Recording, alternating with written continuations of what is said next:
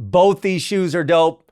There's an immigrant connection here, a cultural connection here, a transplant connection here, super culture, pop culture, movies, Hollywood. They're both LA. They're both origin in Southern California.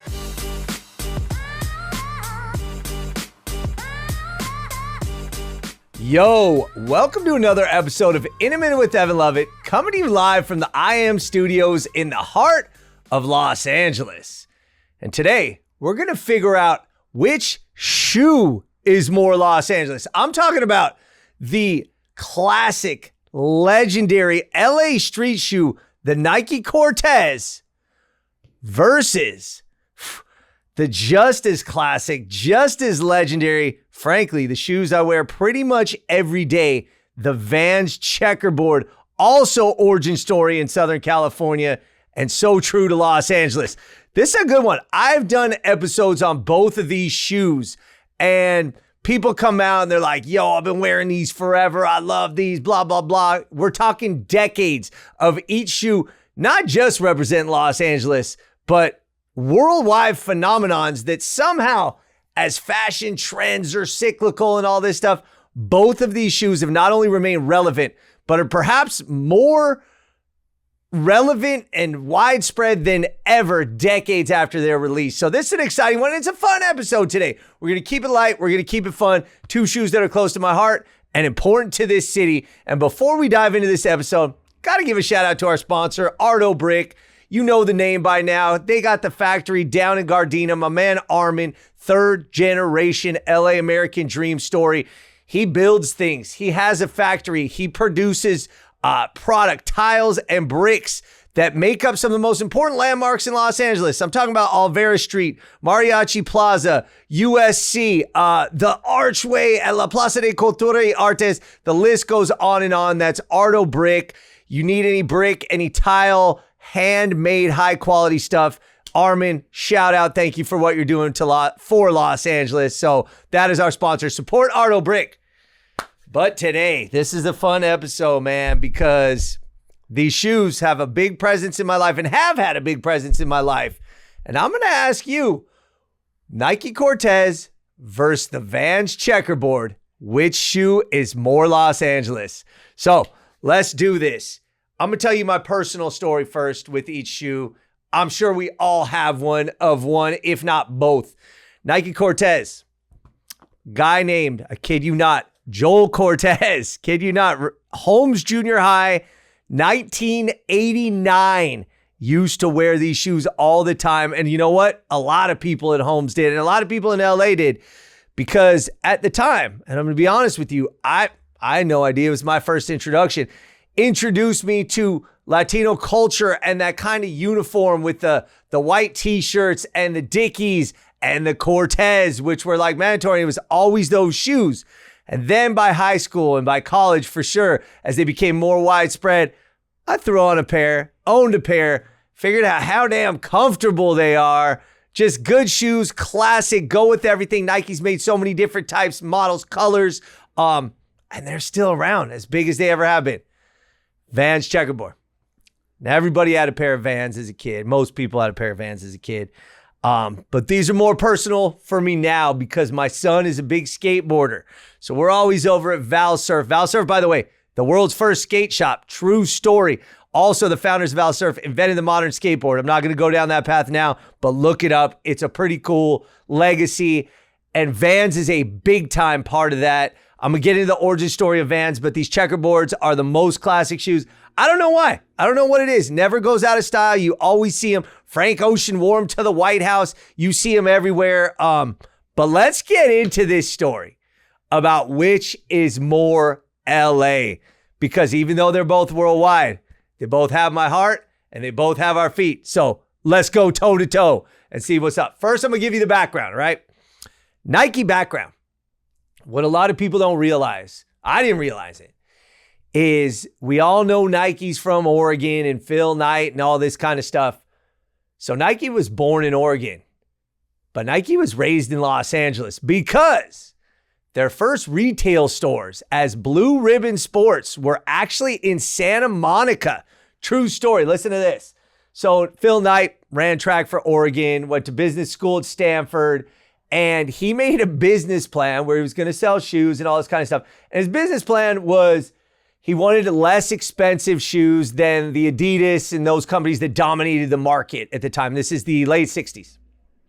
So he founded Blue Ribbon Sports, which was a nod to all the blue ribbons that he had on his wall from winning all these track and field meets when he was a kid growing up. And Blue Ribbon Sports used to carry shoes, Onitsuka Tigers, which again, still around. And that's basically what they did was they got the shoes from Japan, sold them at their stores. And at a certain point, he's selling shoes from his car, but they opened the store down in Santa Monica, but they sold out real quick, right? As Blue Ribbon Sports.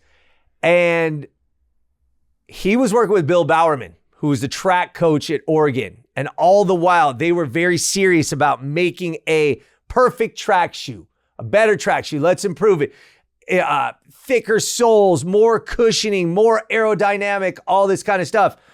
So when they did, they came out with their shoes and they were still using the Onitsuka brand because that was the contract they were under. But that store on Pico Boulevard, which still exists, it's not so much a retail store as a run club base nowadays, but you should check it out, Blue Ribbon Sports, opened up in 1967, and it was the world's first running specialty shoe store. And that's where Blue Ribbon Sports and Nike built their business. So that's the good origin of Nike. We're going to get into the Cortez. But let me tell you about the Vans legacy first, because again, another SoCal classic, another important story, Los Angeles and otherwise. Vans. Paul Van Doren, founder of Vans. Paul Van Doren worked for a company called Randolph Rubber Company, which made shoes, and they were an East Coast based. He was from Boston. They sent him out to California to go and conquer the footwear market out there. He settled in Garden Grove. While he was at Randolph, he had a chance meeting with a legend, Duke Kohanamoku. Sorry, I'm terrible with pronunciation. But the famous and legendary surfer, along with George Freeth, Duke and Freeth are responsible for bringing surfing to the mainland. Surfing's been practiced by Polynesians and islanders for thousands of years, but had never been witnessed on the mainland until Henry Huntington, who was basically doing advertising for all his real estate, as LA is known to be, hired Freeth and Kohanamoku to surf off the coast of Huntington Beach and Venice and Redondo Beach, to kind of draw people to what were these new subdevelopments. But that's aside the point. Van Doren ran into Kohanamoku in Huntington Beach, and Kohanamoku was wearing a Hawaiian shirt. And Paul Van Doren was like, I have an idea. I have these canvas shoes with rubber soles, and I want to make a shoe with that pattern. Would you let me take that pattern and make a shoe out of it? And Kohanamoku said, heck yeah, let's go. Let's do it. So Van Doren went to the factory, made the shoes, and they started selling the Aloha slip-ons. This is in 1965. And Van Doren, the light went on. It wasn't just about the basic shoes. People wanted customization. People wanted DIY. But Van Doren wanted to build from the ground up. So along with his brother, James Van Doren, his partners, Gordon Lee and Serge Delia, they launched the Van Doren Rubber Company. So March of 1966, they had their first store in Anaheim, and they sold these canvas deck shoes directly to the company, and they called them Vans. The Vans number 44 were the authentic deck shoes, and those were the first Vans, and that is the origin of Vans. So both of these shoes, from a grander scale, have incredible Southern California roots, okay? Los Angeles, Santa Monica versus Garden Grove, Anaheim. It's right there, Southern California. So here's where we started. But we're here to talk about the Cortez versus the Vans Checkerboard. Let's talk about the origin of each shoe, shall we? Okay. Nike Cortez. Right now, it's a community. It's a tradition. It's a culture. But it started as a running shoe. It was first and foremost, most importantly, a running shoe. And it was debuted to the world at the 1972 Olympics, okay, where a number of medal winners had the Nike Cortez on their feet. And this was the most watched summer games up to that point. But how did it actually get to go from, remember, Nike wasn't Nike yet. This was Blue Ribbon Sports. They were selling the Onitsuka Tigers. How did they get to the Cortez? Well, 1968, Mexico City Games, the runners that were trained by Bowerman, again, Bowerman was the incredible track coach from Oregon, was training the world's best runners, the United States best runners at that point. He was working on these shoes. And I'm telling you the story with the waffle iron, and they were making these shoes by hand in their garage, trying to improve these track shoes. In the 68 games, the Onitsuka Tiger Cortez, it was called the Tiger Cortez. It was the brainchild of Bowerman. He had runners wearing those. But because of the blue ribbon contract, they had to be Onitsuka brand. And Bowerman's prototypes were considered Tigers, right? Tiger Cortez, the Onitsuka. But what happened is with the Mexico Games around the corner, they weren't allowed to roll out these shoes as their own. They still had to be under the Onitsuka brand. So Bowerman named them the Aztec, paying homage to the Mesoamerican civilization that thrived in what eventually became Mexico. Okay, very big connection to Los Angeles already. But the problem, Adidas already had a shoe called the Azteca Gold. So he couldn't call it an Aztec because Adidas threatened to sue. So the name Azteca and Aztec were off the table. Bowerman was pissed off. Aggravated was the word, but he was pissed off, and he was a guy who was very fiery. If you read the story, read Shoe Dog, Phil Knight's autobiography, great book. You get a lot of this insight there too. So Bowerman wanted to make a signal to Adidas. He wanted to let them know that Blue Ribbon was not just up and coming, but they wanted to conquer the footwear world. So Bowerman was like, wait, what was the name of the person that used the brutal tactics to conquer and overtake the Aztecs and seize Tenochtitlan, their capital? Well, the answer was Hernan Cortez. And he's like, that is the name of the shoe. So that is how the Cortez came to be. That's the origin story. Now, how did the checkerboard come to be? Vans was doing just fine. Paul Van Doren, family operation. He had all his partners. And they became skateboard shoes almost off the bat. This is right. Again, thank you, Val Surf, but thank you everybody that contributed to the origin of skateboarding. Look, like they were then, they are now. These are rugged. You can literally do, and I do anything in these. I'll go hiking in these. I'll running, jumping. My son's all over the place. But they got the grippy soles, and they're tough, and they're canvas, and you can wash them, and you can clean them. So they're utilitarian, and they were affordable. So skateboarders gravitated to them. At the time, a pair of Vans was $8. And here was the cool thing. You could buy one shoe. And I don't know if you guys skate. My son skates. He rips the hell out of his shoe, especially like the breaking foot, right? So what Vans did that was ingenious that appealed to skateboarders, they sold one shoe at a time for $4. And again, money back then, just like it is now, affordability is key. You could buy one shoe, replace one shoe at a time. In addition to being grippy and usable and tough, these shoes appeal to skateboarders, and they appeal to this culture. And that's like kind of Vans' ethos to this day. And Vans grew. By the end of the 70s, they had 70 stores. Vans signed Stacy Peralta. They signed Tony Alva, these classic legendary skaters, Dogtown and Z-Boys. And it wasn't quite that Vans yet was quote unquote skateboarding shoes, but because of Alva, because of Peralta, they developed the first skateboarding shoe. And they also developed the slogan off the wall, which not just represented, the crazy ass tricks that all these skaters do in the pools, in the bowls, jumping, wall jumps, all this kind of stuff. It's kind of a mentality where you're off the wall, a little bit crazy, a little bit zany, a little bit outside the box. And that's what Vans represented, was this creative rebellion. And again, going back to Paul Van Doren, they were big on DIY since day one. Like the shoe, and yes, it was Randolph Rubber Company at the time, but Paul Van Doren was like, this is DIY. Let's make these different patterns. Let's make it work. Well, the apple doesn't fall far from the tree. I'm just checking the time, I'm just checking to make sure we're recording, actually. I don't have my production studio in-house today. This is a solo episode, and that's why we're going off the wall here. No, but seriously. So the apple doesn't fall far from the tree.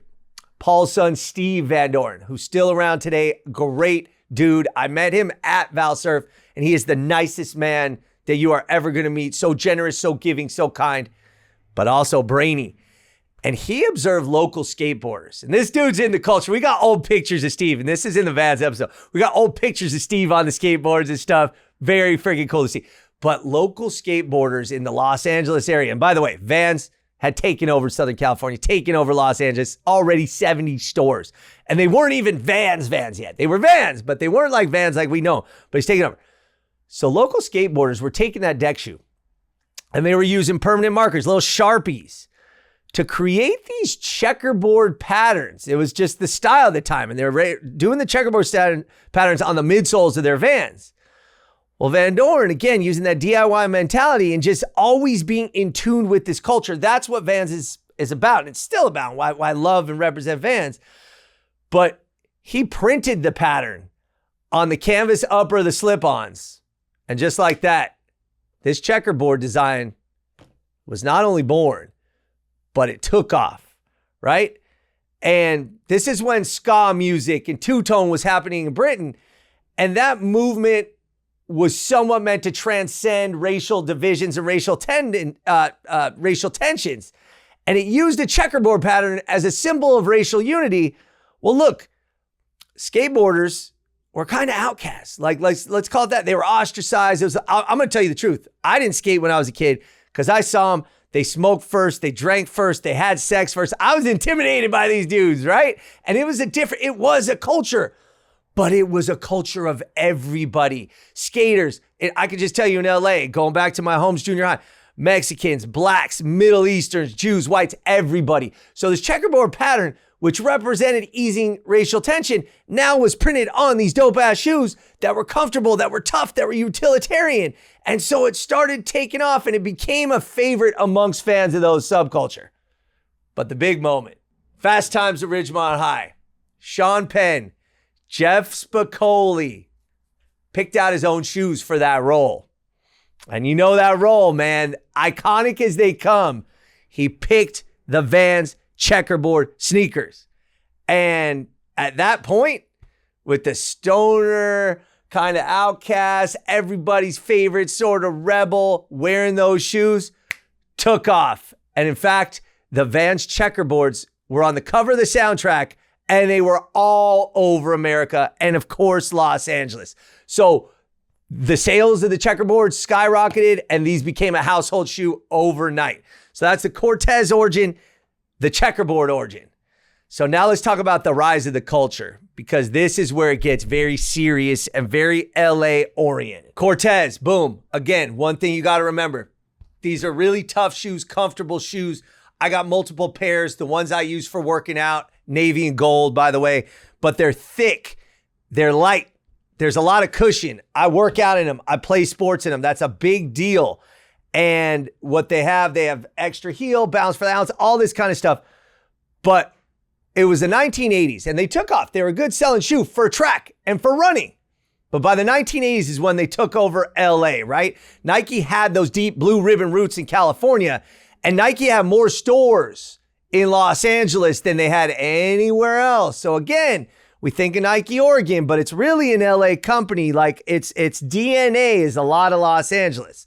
So classic look, affordable price, always a key, affordable price, and a good tough shoe that you could run, you could jump, you could do, or you could chill.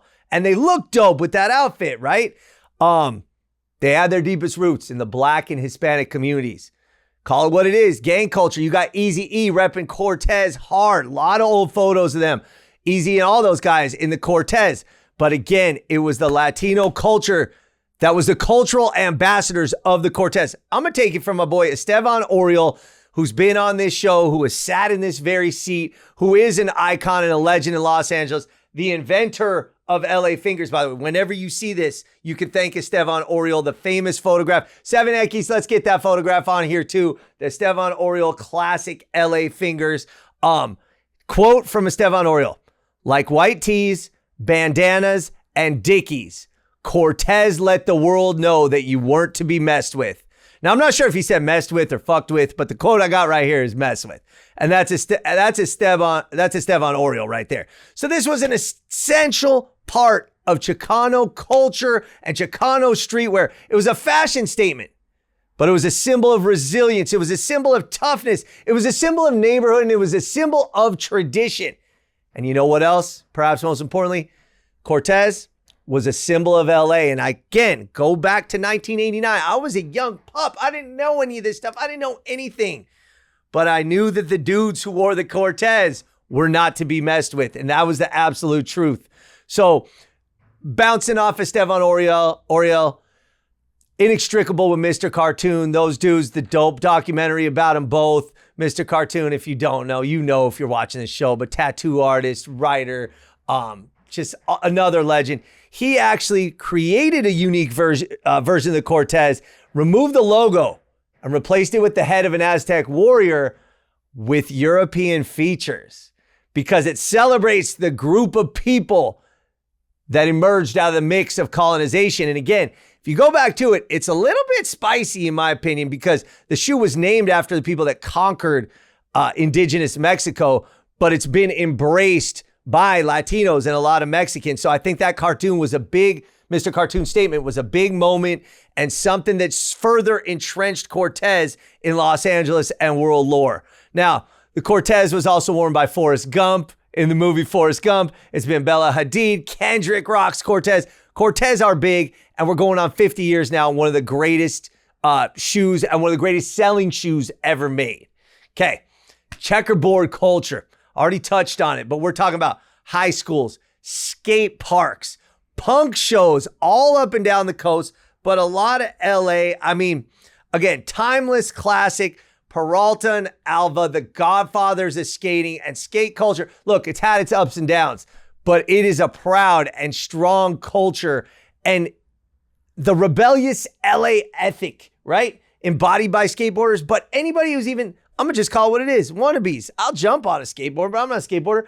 But somehow these shoes, they just make you have that feet, you see them and you smile, right? And it's creative, it's DIY, skateboarding, Warped Tour, artists, go Venice Beach, anywhere. You're going to see the checkerboard shoes wherever you go. These shoes are an ambassador for Southern California authenticity, individual shoes hearkening back to the origins and custom creative DIY spirit. And what says LA more than that, right? So look, in conclusion on this, both these shoes are dope. There's an immigrant connection here, a cultural connection here, a transplant connection here, super culture, pop culture, movies, Hollywood. They're both LA. They're both origin in Southern California. What I want to know, what do you think? Which shoe to you represents Los Angeles more? Is it the Nike Cortez or is it the Vans Checkerboard? Both proud history, proud culture. And to this day, we're talking about 50 plus years with the Cortez, 40 plus years, going on 50 with the Checkerboard. Both relevant, both social statements, cultural statements, both truly iconic. And I mean, this is important. Look, I own them both. I own multiple pairs of Cortez. These are my Checkerboard. My son has some Checkerboard. My wife has the Vans canvas shoes. These are both LA shoes, and I want to know your opinion. Leave me a comment. Let me know your thoughts. They're both in LA's DNA. They're both, and by the way, they're both comfortable. They're both shoes that you can wear anywhere. You could dress them up. You could dress them down. Go take a hike. Go run. Go skateboard. Go do whatever you want. And that's the bottom line. They're both quality shoes with great LA DNA. So I want to know what you think. Is it these Nike Cortez? Or is it these Vans Checkerboard? Both of them are LA. You know I'm not going to pick because I rep them both. But I want to know what you think. And honestly, man, it's a fun episode. And I got to give a shout out. Plug the shirt. New logo. What y'all think about the new logo? This is the debut right here. Be ready. We got some merch coming out. But you know what? I'm going to tell you this. The new shirts go well with the Checkerboard and the Cortez. But let me know which one's your favorite, all right? And which one represents LA the most, and tell me your memories of either shoe, the Vans or the Cortez. All right, y'all. Nike Cortez versus Vans Checkerboard. Which shoe is more LA? All right, LA. It's been a minute.